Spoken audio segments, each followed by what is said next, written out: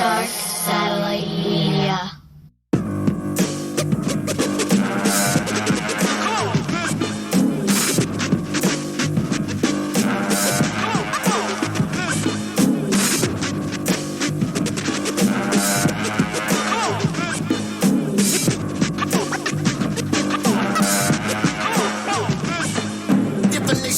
Drop like a raindrop, begging me, Papa, open when you make the pain stop. Yeah, I got the remedy, but you don't gotta follow me. You looking for serenity, life is but an odyssey. Take you on the life path, don't wanna see a bloodbath. Kick it at the spar, much rather take a mud bath. Fire up a fat one, forget about the drama. About to clean your ass up, sacrifice a llama.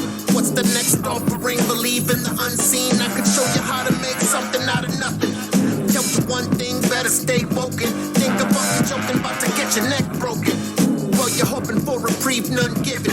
Homie, how you living while you tripping? Are you driven? Climbing up the wall, so you're climbing up the ladder. I don't wanna hear the chatter, do you even really matter? You could go with this one, you could get with that one. Fire up a fat one, better get with that one. You could get with this one, you could get with that one. Better fire up a fat one, get with that one. You could get with this one, you could get with that one. All right. What's up, man? How you doing, man? I'm sorry I'm late, man. I was charging the phone. It's okay. Yo, first of all, thank you, Eric Bobo, for doing the Red River podcast, man. The fact that you would, give us some time is super cool. So thank you so much. Oh, man, it's my pleasure, man. My pleasure. Yeah, man. It's a treat for me because I've watched you play since like 94 probably, and yeah, man, I'm 43. So it's like, I grew up watching you play, man. So this is beyond cool for me. Thank you. Oh, man. Thank you, man. Yeah. So how have you been? I know like as far as like the pandemic seems to, everything seems to be kind of like letting up. Live shows seem to be getting booked. So are you feeling optimistic as a live performer? Oh, things are starting to open up and, dates are already starting to get booked and I'm excited for it. It's a long time coming, our industry was shut down the hardest, I think, because we haven't really been able to do anything as far as like touring or even playing in small clubs because, nothing was open. So the fact that things are starting to, slowly but surely get back to a new normal, people getting a little bit more confident. And I think it's time, man. It's time. I mean, people are ready to go out and hear some live music and see some shows, you know what I mean?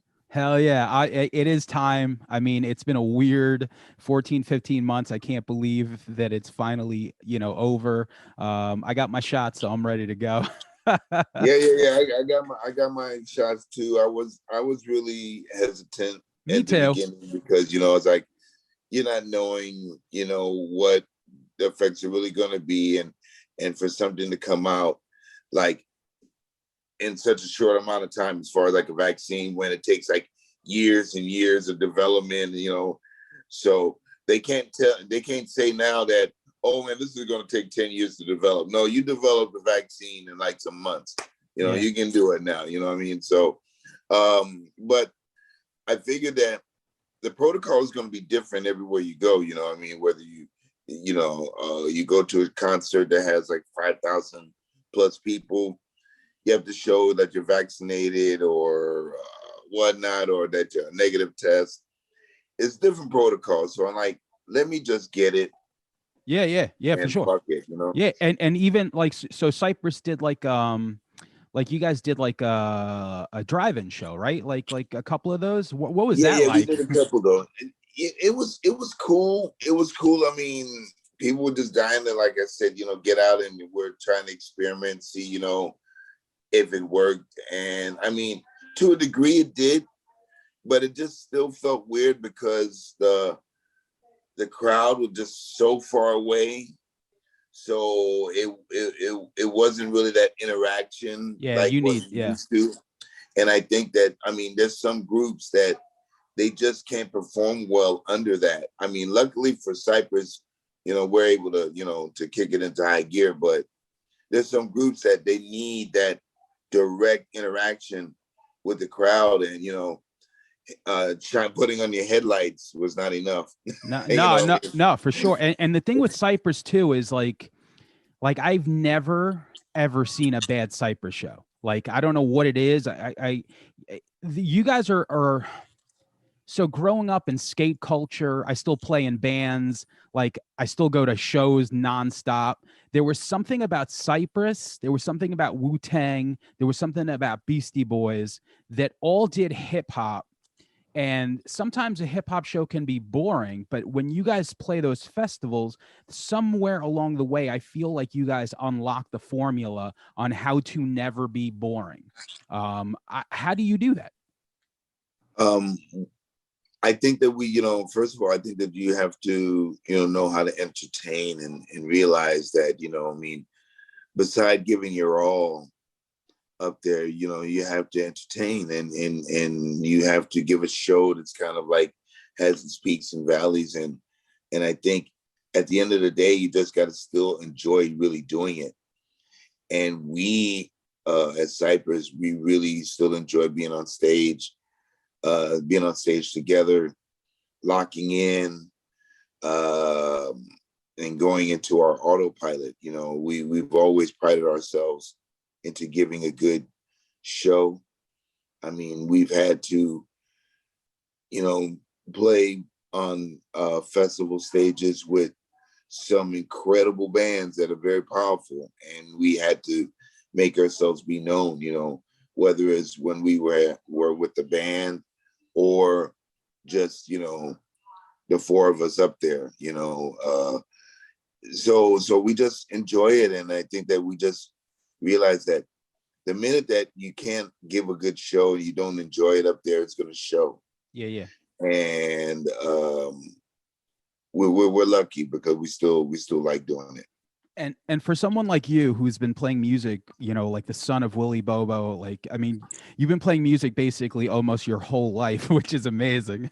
Yeah. So when you play these festivals, just out of curiosity, you say you've played with a lot of great bands. Like, what are some bands through the years that kind of like blew you away, that like inspired you? Oh wow! I mean, doing like tours and stuff with like Rage Against the Machine, for example. I mean, when there was a tour that, I mean, they were on our tour. Oh yeah, I was there. And such a incredible band that's you just feed off of that energy and how they deliver that energy to the crowd. It was very inspiring. And I think, you want, as an artist, you want the artist to engage, the audience to engage with you and get wild with you, get crazy with you, feel the emotion, and groups like Rage Against the Machine or, Nirvana did that, Smashing Pumpkins, done that, Beastie Boys, groups like that. I mean, they've been able to express that on their stage with their stage show, So I think it's groups like that just have been inspiring, and you watch them and like, wow, look at how they command the crowd and how they command the stage, Yeah, for sure. Those are like some of my favorites. I grew up watching all that stuff. But so you have a new record out, and it's the first one, like your first solo record in I think like 10 years, and you linked up with one of my favorite producers who we had on the show. We have like directors. We talk pop culture nonsense. That we invite people on from all sides of the world. So we invited Stu Bangers on the show, and then from there, like, this was before the album dropped, and then now that the album dropped, this is one of the best hip-hop records of the year for me so far. So how did you link up with Stu? Because he's a beast. Wow. Well, I first linked up with Stu. Actually, everything was through internet, through IG. Okay. I'm friends with Ill Bill, and I first got wind of him knowing that he was doing that album Cannibal Hope with Ill Bill. And then I started following him, and he was always posting clips of him making beats. And this guy, I mean, he was just like, it was beat after beat After beat, yeah, after I know. beat. Yep. And then I'm like saying, this guy's like giving me the screw face, like, like damn, I mean, this shit is hard. And after a few months of just like really checking him and listening to the Cannibal Hulk album and then other projects and stuff like that he had going on, I reached out to him like, yo, I mean, I would comment on his post like, yo, man, this beat's fire, or, stuff like that. And I finally had reached out to him and just to give him props. And I didn't know that he was really a fan also, not only of Cypress and BC, but of me, myself. He said him and his friends would be like checking out Bobo on the Corner from Yeah. Beastie Boys' Hell yeah. Communication album.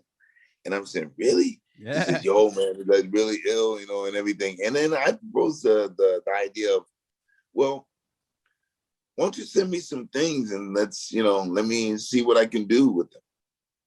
It was not a concept of a record or anything like that. It's like, let's see what was up.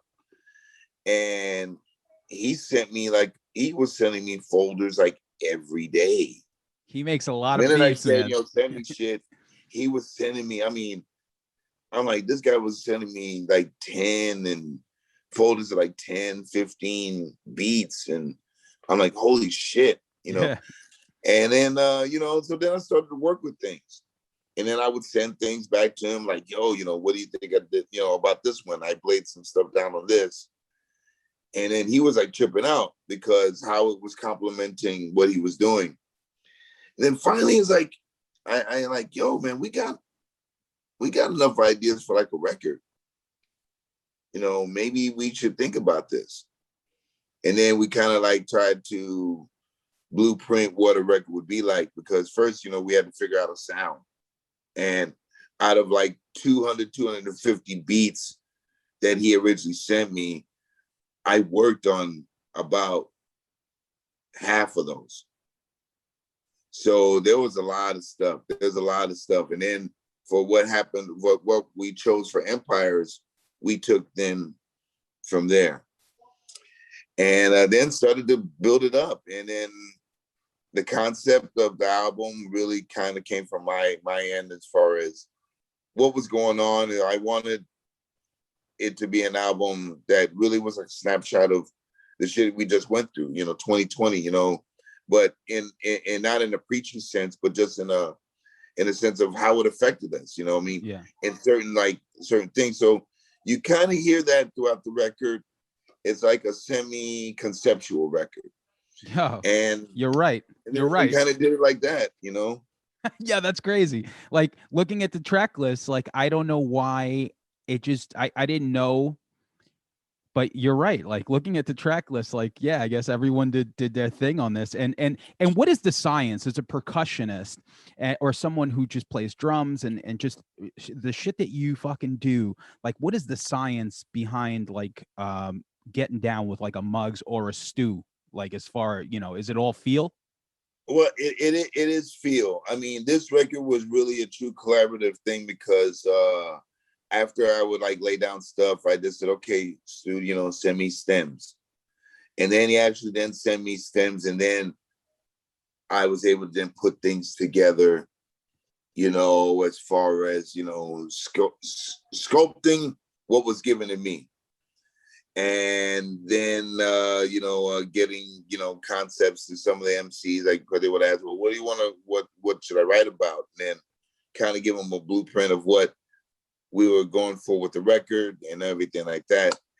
So it's about knowing music, being open-minded to music, being open-minded to your other collaborators' ideas. I mean, I told Stuart from the beginning, like, yo, it's not I'm not coming at it as like, oh, since I've been doing this and, whatever, it's got to be my way. I said, it's nowhere team. Yeah. So, we really found a niche of how to work with each other.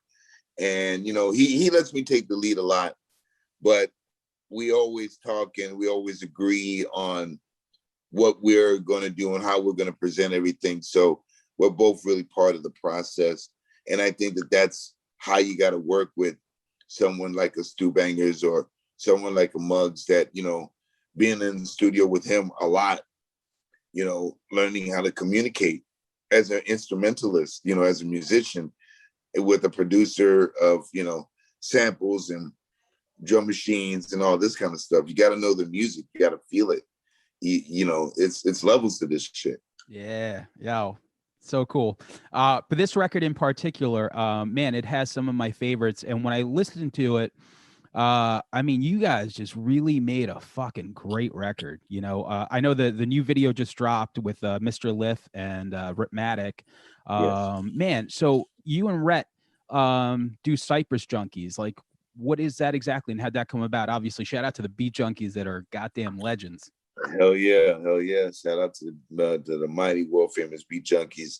Well, Rhythmatic and I, we've known each other for a number of years. We first met when he started DJing for a Soul Assassin radio show that Be Real and I used to do back in the 90s. Wow. So that's where we first met. And he also was on my solo record, Meeting of the Minds, which came out in like 2008. And we had a song on there called Bobo Meets Rhythmatic. And out of that, it's kind of like we talked about doing a thing of like DJ and percussion, you know, him playing different styles of music from break beats to Latin stuff to hip hop to, you know, I mean, all kinds of flavors, and us doing like routines, you know, like you have a DJ crew and they can do like routines with each other. Well, that's kind of like what we do. Oh yeah. And we do battles, we do all that stuff, and it's like a party. It's like a nonstop party, you know, with us. So combining both of our crews, we decided to name Cypress Junkies because they were kind of like, that was our nickname anyway. Yeah. Because of Cypress Hill and Beat Junkies. So it kind of just stuck, you know. Okay. And that's it. Cool. Yeah. I listened, to me growing up, like I was so into like hip hop culture that I was like, I want to be a DJ. But I looked at the guitar and I was like, I think I could play the guitar better than I could DJ. So I let my friends DJ. And but like growing up, like watching all like the DJ documentaries and like all the battles and stuff, like I always loved it. I love the blends. I love even stuff that like a dude like Girl Talk did later on, you know, like with those like mashups. Because a mashup is super hard to do. But so on this record, you have Be Real. Like one of my favorite songs is Get With This One. So Be Real and Pharaoh Monch is on there. And that beat is like one of my favorite beats on there. And it reminds me of the movie Sicario. Like Sicario, like where it's got that like that score that's like, yeah. When I first he sent me the early sketches of that beat, I'm like saying, man, this is incredible. First of all, don't play this for anybody else. This is for Empires. Yeah. And then it was like, okay, well, who could we get on this? And I knew immediately with the beat, I like, this is something for Be Real. And he was like, man, do you think we can get Be Real? I was like, man, I'm gonna just call him. Yeah, I'm gonna get him. Yeah. I know the guy. I know the guy. And he was the first one on it. Didn't know who we were gonna put on to complement. My thing on this record also was to put combinations of MCs together that you won't really necessarily see or it hasn't been done yet. Yes. So thinking of who can really complement B, I started thinking, I'm like, man, Pharaoh Monch might be dope. And they already did something. He released an album 13. Yep. And Cypress is on there, B and Senate on there. So, but it hasn't been a track that was like Be Real and Pharaoh. So I hit up Pharaoh Monch and I says, yo, you know, would you be down to get with this? Yeah. And yeah, man, he was on it and he did it and it came out like amazing. And then I asked Rhythmatic, yo, can you want to do some scratches on this? You know what I mean? And kind of did it like that, you know? Yeah, it's amazing. For someone like you and even Stu, like, you know, you know, you've had such a long career, man. It's almost like now working with your friends and then the people that like respect you for what you do.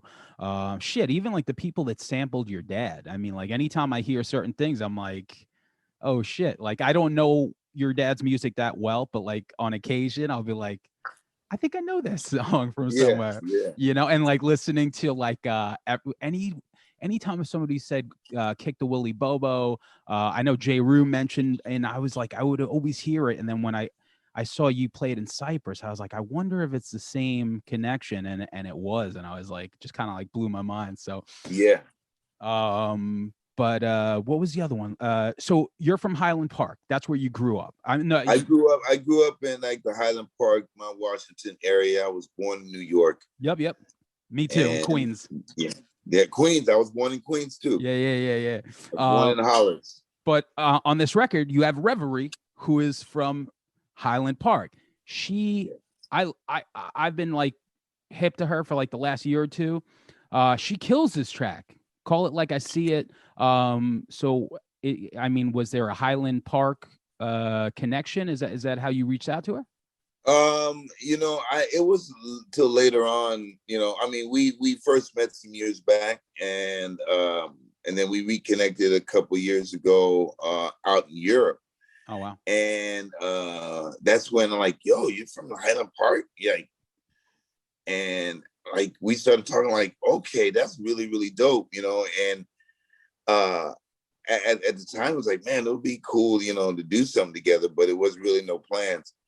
And when I heard the track, I asked the Stu, I said, Stu, would you mind if we had like a female MC or anything on the album? He says, no, it'd be cool. He had never heard of Reverie either. But I knew, I'm like, yo, man, what I like about her is that, she's got lyrics, she's got bars. She's got flow. Yep. She's got, as Stu says, that it factor. And I hit her up. I said, yo, would you be down to, be on the track? And beside maybe Red Dot, she's the only female MC on the album. And she has a song that's all her. Oh yeah. And again, she killed it. And just to have like that Highland Park, like that hood connection, I'm like, man, that's dope. So, that's cool. Props out to Highland Park. And also what I like Dark Mind, let's say, because I'm friends with Lord Goat, like he's from out here, and I've never heard of Crazy Race before, but it made sense, like to me, like listening to the lyrical contact, you get like New York and LA, like they're both like super underground dudes, and they both have that same lyrical style. I mean, was that like on purpose, or did Stu put that together? Okay. The funny thing about that track is that Lord Go, props out to him, man. And I've been a fan of his stuff for a while. Nonfiction. We had that track, and he laid down his verse and everything, and that was it. And to be honest, that was like the track that had me kind of stumped. Okay. Like, what do I do here? What happens here? So this was like one of the last songs that was done. Okay. I had actually I said, it needs something else. It needs another voice. It needs another verse. So I'm like, who can I reach out to? So I'm friends with Crazy Race, that's from out here, LA, Whittier, dope as underground MC. And I says, yo, I reached out to him. And Stu hadn't heard of Crazy Race either. And I says, yo, I gave him the concept and everything. So he did that. And then it didn't have a hook. So I added the hook. So that's actually me. Good. So I'm like, with the concept of that, it's like, in this past year, this pandemic has made some people kind of go crazy, kind of like really like, not really be able to deal with stuff, go out and do crazy stuff. I said, so kind of think about it in that way. That's awesome. Without it being like pandemic, without it being like that. That's what I mean. Like, no, yeah. I mean, moves. it's cool. Like, I mean, just to get the behind the scenes look on this is like how much you orchestrated all this stuff, you know? So I love that. I love that angle. Like you know, you're the maestro on this shit for sure. And to talk about LA some more, you know, you had Raka from Dilated Peoples on City of Angels. And also, did you have anything to do or with the LA original documentary with Esteban? Yes, I did. I did the original score. I mean, that is, I scored the I've never been there. Like I've been meaning to visit LA, just never made it out there. But watching that documentary, I'm like, it's weird, man. I guess it's like when someone lives in LA and they watch something on New York, they kind of like fantasize or like, you know, they're like, damn, that shit looks cool. And the fact that Esteban documented so much of those tours and like that documentary, I mean, like that was probably top 3 documentary I saw last year. I mean, like, what did you think about it? Oh yeah, it was great because that story and that side of it had not really been told. Yeah. And a lot of people really didn't understand, you know, how influential or didn't know how influential people like Esteban Oriol or Mr. Cartoon are to the culture, to the hip hop culture, to low riding culture, clothing, tattooing, all of that stuff. And there was a lot of people that after watching the documentary, like, wow, we didn't realize that it was all connected like that, you know. And I was asked to do the score, all the original music and score and stuff like that, and it was a great thing because that's a whole other animal. Yeah, to kind of like put music to some visuals to make it kind of like go together and everything like that. So it was a fantastic opportunity, and would you do that?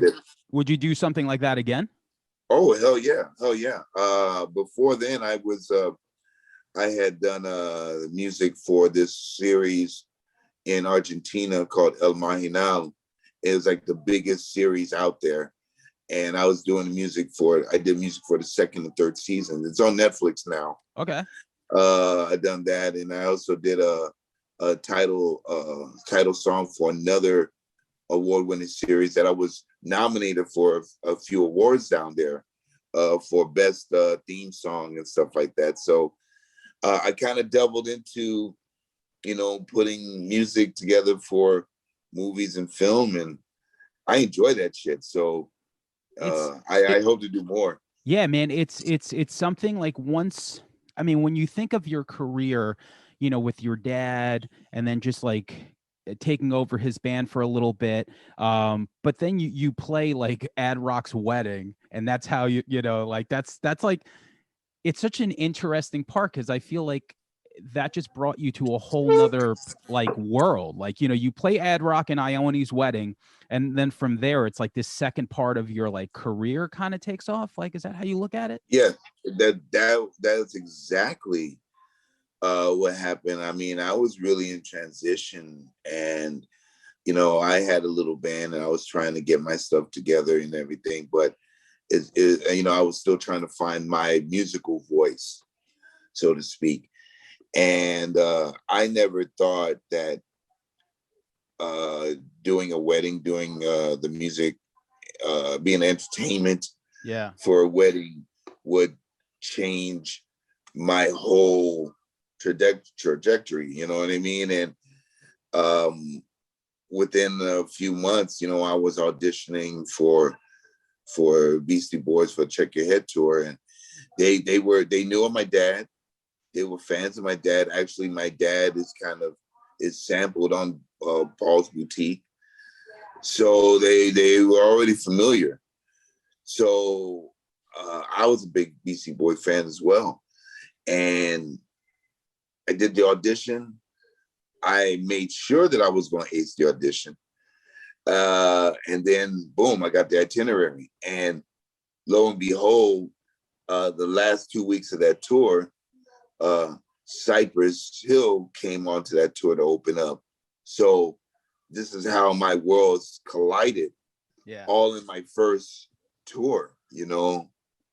So it's nuts. That's amazing. And what were those tours like, especially on that record? That record kind of brought them back. So like I feel like Paul's Boutique later in life, people appreciated it more.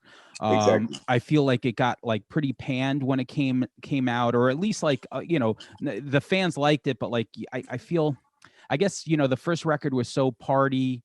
And then this next one was just like the Dust Brothers just came up with those samples, and it was just like mind blowing. But once Check Your Head came out, it was like a whole nother flavor, and you hear So What You Want and Pass the Mic, and it's like, wow. It's like, so what were those tours like, playing those Check Your Head songs? Well, it was crazy. I came in on like the last leg of that whole tour, and just to be up there and to play those songs live, to be able to do it was incredible. And to see the resurgence of the BC Boys. I mean, when I started with them, we were playing like 1,500, 2,000 seaters. And by the time, when I left, we were playing Madison Square Garden. That's like I mean, because after Check Your Head, I mean, after that tour, and we gelled so quickly, we got into the studio, and then we banged out Ill Communication, which was done in like 6 months. We were so tight. That was like the shortest amount of time any BC Boy record has ever been completed. So we went in there, and we were so tight that, and it shows on that record, that when we came out for those tours, for the Ill Communication World Tour, killing it. And so you take the stuff that you're like this, like Bobo on the Corner, let's say, but also like Sabrosa, and a couple of the other things that you're credited on. It's such a like it feels like a free form thing, like when you're in the studio, do you just cut it and then that's the way it's always played, or is that just kind of like, it just seems like a free form thing, like when you cut those songs? To be honest, a lot of those songs were made from jams. Yeah, that's what it feels like. And Mario C, big ups to Mario Caldado. He kept the DAT rolling. We would go in there to jam and put the DAT on record. So when we would get something, we'd say, "Oh man, this was cool," you know what I mean? And of course, like something like Bobo on the Corner, it seems short, but that was like a long jam. We were just going at it, and we did that with not really with any intentions to put that on the record. I mean, not to my knowledge. When I heard saw the final track listing, I'm like, "What song is Bobo on the Corner?" And then when I heard it, I'm like, "Oh shit, it's like a jam," And I was like, wow, it's crazy to get, name drop on a BC Boy record. For me, I was like, yo, this is not happening. This really isn't happening. So I mean, all of those, they came from ideas, and then either we would replay them to learn them, or if they were good enough, Mario might take and do edits and then have a song. It's really amazing, just to say, I mean, obviously, RIP MCA, but just to know that, like, you guys were all this band, and it's like, it's such a cool memory, I would imagine, to have, it's like, hey, we were killing it for this stretch of years, and to look back at something like that, even like the documentary that just came out, that was really good. The one that they did on app. It's you're still doing your thing, but on occasion, I would imagine it's fun to look back. Even the stuff that Esteban took, like all that footage, man, like how much of a trip is that to be like, oh shit, remember 93? Oh shit, remember 94? Like, there's so much to look back at. I mean, there is a lot. And, also through like social media, there's, people that have old pictures, or I might see old photo shoots and like, wow, it triggers back a memory. for me, it kind of gets me that it's been as long as it has. Yeah. You know, I mean, in the midst of all of it, you know, you're not thinking about longevity. You're not thinking about anything. For me, it was like, I'm living in the moment. Living in the moment. And enjoying it and trying to take it all in. And I mean, some of those memories are a blur, but thankfully we did take a lot of pictures and have a lot of footage that we can like, wow, you know, this was really cool. And it's great to hear stories from the fans, you know, like people that say, yo, I saw you at Lollapalooza '95. I was there. Hell yeah, I was there. And, you know, and shit like that. And I mean, I was the first one in Lollapalooza history to play and like back to back with 2 co-headlining bands, because I did '94 with Beastie Boys. Yep. And came back '95 with Cypress. Yeah. You know, and then the bands that were there, I mean, Smashing Pumpkins, I mean, Breeders, Tribe Called Quest, you know, Jesus Lizard, I mean, and the list can go on. And then to do like hip hop tours with like Public Enemy and Gangstar and Fugees, and I mean, and people look at these groups now, it's like how iconic. And for me, it's like, man, I was in it. And yeah. I sometimes in my own time, kind of like, wow, I was in it. Yeah, I was in it. Well, you know, so now we're at Empires, but also like Elephants on Acid might be my favorite Cypress record since 3. Wow. If you could just give me like a little rundown on that, I don't want to keep you hostage, but just like, if you could just give like, what was the idea behind Elephants on Acid? And shout out to Muggs, who is literally one of the most talented. There's like Premier and then there's Muggs. Like that's like the 1 and 2, like that the amount of work that he's done in the last 3-4 years is amazing. So the fact that he came back and he killed it on Elephants on Acid on production, just give me a little bit of those stories. You know, to have Muggs back in the fold, to be able to do Elephants on Acid was a real treat for us. And I think it was a real treat for the Cypress fans who wanted to hear Cypress back on some Muggs production. And the album does not disappoint. I mean, it's an incredible work. It's a journey. It's a journey. It's like a journey. It is. And Muggs is definitely one of the top producers ever to do this hip hop shit. I mean, he's got anthems. I mean, Jump Around, this for that song that can be played anywhere in any club, anywhere. In the beginning of that, people are rushing to go ahead and dance or groove, whatever. It's amazing. And to put that record together after so long and to kind of like give it that Cypress sound, but updated in a way that, you know, only Muggs could really do it. And it was great. And I think you could tell it's like a real group effort on that one. Yes. A lot of the interludes. I mean, like, what was like the blueprint though? Like, you guys get in and like, what was the blueprint? Like, somebody's like, yo, I got this idea and we're gonna have these like, you know, intermissions and like these songs, or well, Muggs has always been the guy that just like landscape the whole thing, and he'll put something together and then he'll have the guys rhyme over it, but that doesn't mean that that's the final version, because when you hear it later, it could be different. You know what I mean? So it's almost like we let the genius work, you know, and when we're needed to add our flavor, we're able to do it. So this was truly Muggs's vision, and the way that he put it together. I mean, as you see his output lately, Crazy.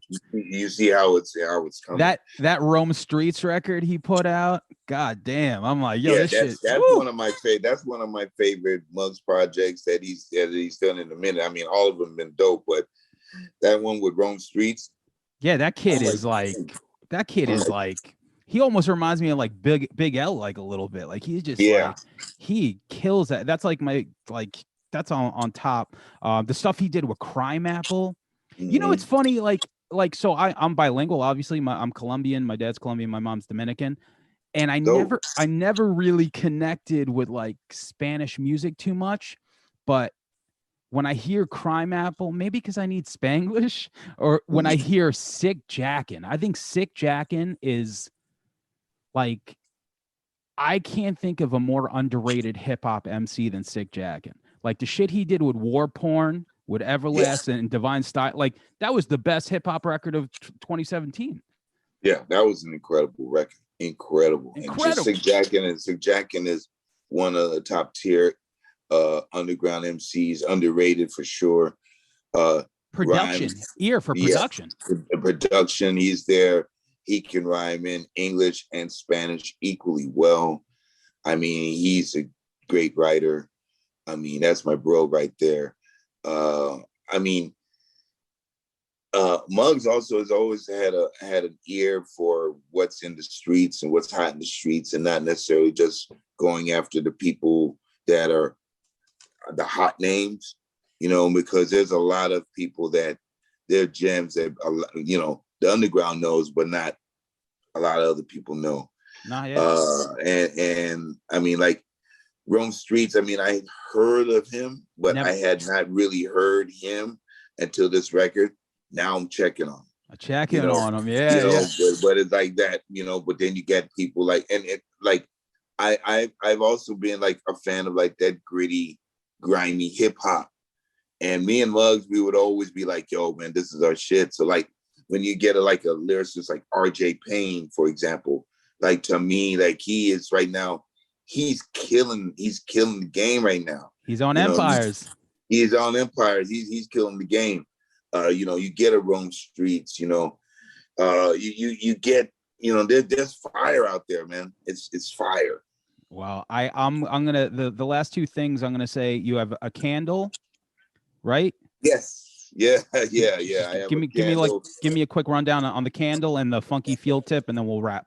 Oh, all right, word up. Well, Candle is a collaboration with Puff Pendy Melts, and it's a scent that, you know, I handpicked myself. You know, I went through several combinations, and we came up with this candle that it's not infused with anything. The scent is a rose eucalyptus. It's a real calming scent, but it really lights up the room, and it's good one for when you're smoking. Yeah. And you can get that at shoppuffpendymelts.com. I'll put and the also links. Yes, and also the funky field tip, the big drum, which is this right here. This is actually it sold out in less than like 14 minutes. But yeah, so I mean, I've seen it on eBay selling for upwards of $2,000. So if you really want it that bad, you can go to eBay. But none are available at the moment. I'm a big dummy. I don't know what it is. they were there. But so that's a thing that we have, and you know, I do that the Dr. Green Thumb podcast. I love it. TV, I love it. Yeah, man. Yo, thank you so much for your time. I will continue to just tell everyone how amazing Empires is. Maybe we'll get another record with you guys. I look forward to watching Cypress Hill live again. And yes. You killed it on Amorica, by the way. I fuck with the Black Crows heavy. Yo, Eric. Thank you, my bro. Thank you, man. Thank you for the opportunity. I'm only using the audio, by the way, and I'll drop it on Monday. So much love, man. Cool deal, man. Thank you, bro. Thank you for the support, man. All right. Later. You got it, man. Peace. There's no survivors. They all die. There's no survivors. They all die. There's no There's no survivors. There's no survivors. They all died. My ideas be as bright as a lamp lit. Even if you dope, you could get stepped on and stamped, kid. In the hood like Jehovah Witness pamphlets. Flow classic like a fresh pair of Stan Smiths. You like Puff, telling me that your man spit. Only salute honorable niggas I ran with. Pull a fake nigga car quick like Gambit. We transmitting live, crashing your band's whip. In the stoop with nowhere to flood. Rolling up mower the mud. You want mine, take it in blood. Back in the day they used to dribble in the corridor. Now they got work in the panel of the foreign door. Niggas be praying but only to escape the law. Hoping the Lord could erase all of the things they saw. I'm in pursuit of a car. Fitting description of fugitives. Reference 51. You have There's no survivors. They all died. There's no survivors.